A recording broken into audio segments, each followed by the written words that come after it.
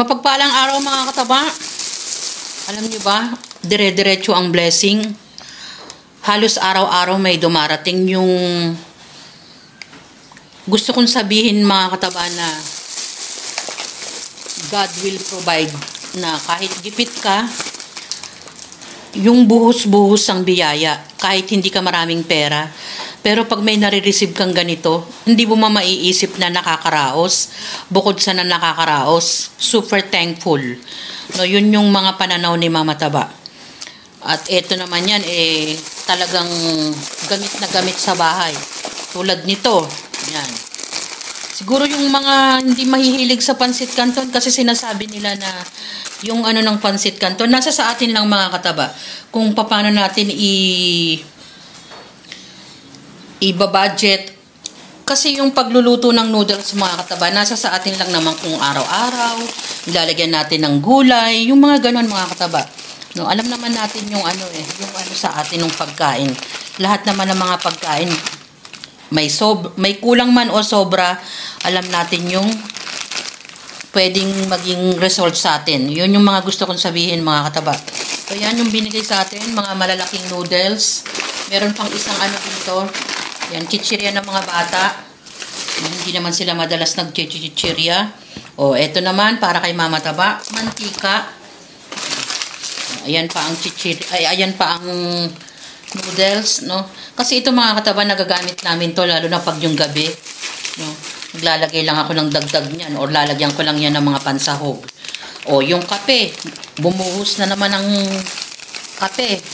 Tapos, tinapay.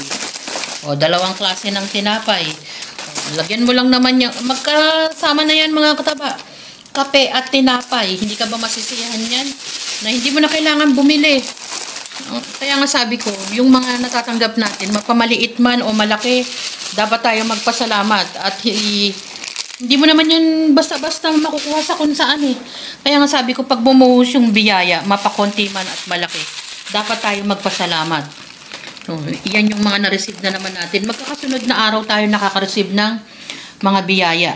At malaking bagay sa atin yan bilang nanay na nagbabudget. Kasi hindi na tayo bibili ng mga ganito, mga ganyan, ganito yan. Lalo na yung tinapay, mga kataba. Kahit naman yung mantika, pangunahing pangangailangan sa pagluluto. No, hindi naman mura ang ating mantika. No. Maraming salamat kay Tess Corpus na binigyan na naman ako ng biyaya.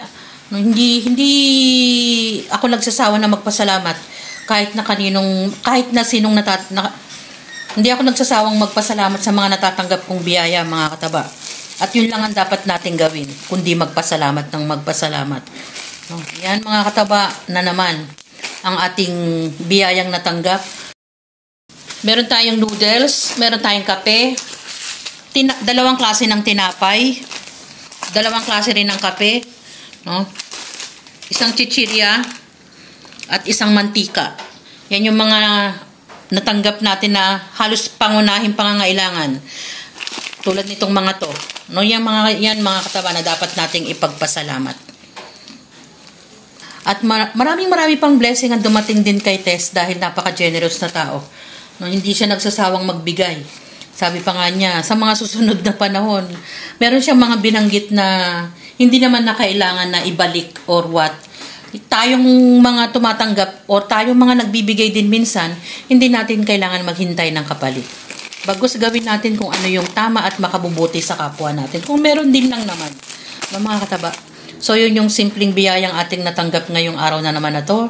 At marami pang blessing ang dumating sa kanya. At ganun din sa inyo mga kataba. No? Marami nawa din kayong matanggap na biyaya. Muli ang aking pasasalamat kay Tess. Mag-ingat kayo, gawa ng panahon na to.